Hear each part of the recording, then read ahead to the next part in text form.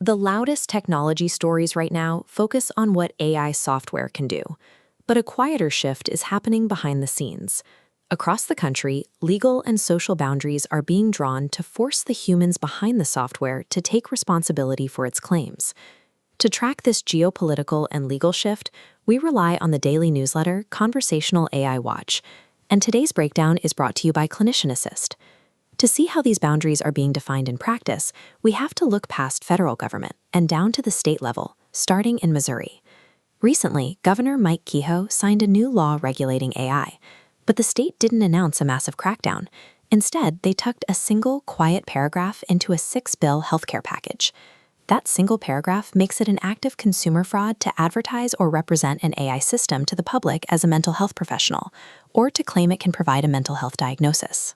The penalties are steep: $10,000 for a first violation and $20,000 for every one after that. The law mandates that Attorney General Andrew Bailey shall pursue civil action when a violation is found, not may, shall. Placing this rule inside the state's consumer fraud statute is a precise legal maneuver. A prosecutor does not have to prove that a chatbot clinically harmed a patient.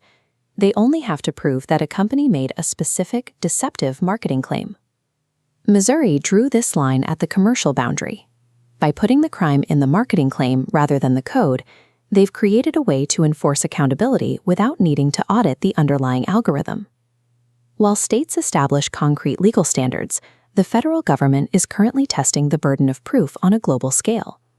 The White House recently stood at the podium and accused Moonshot AI, a Chinese startup, of bypassing export controls to access banned chips and mass copying American AI models. But the administration published zero verifiable evidence alongside the accusation.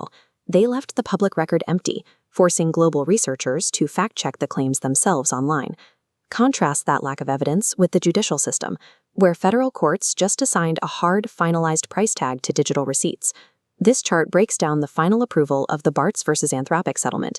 It resolves a massive class action lawsuit over 482,000 pirated books used as training data, totaling $1.5 billion. Isolating the data leaves one concrete number: $3,000 for every pirated book. The judge made a critical distinction. The offense is not the machine learning. The offense is executive sourcing training data from illegal shadow libraries, rather than legally paying for it. From the White House briefing room to federal courtrooms, the focus has shifted. The technical capabilities of these models are becoming secondary to a more basic question: whether human leaders can prove they rightfully own the data that built them. This demand for receipts reaches directly into the code itself, revealing how companies build psychological reliance into their tools.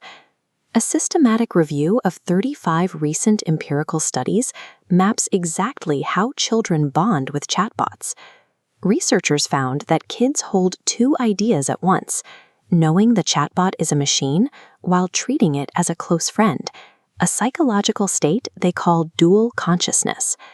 This diagram shows the 4 specific drivers that build trust: human-like persona, adaptive scaffolding, supportive companionship, and embodied design. A child treating a machine as a friend isn't an accident. It's the result of intentional, documented design choices by developers.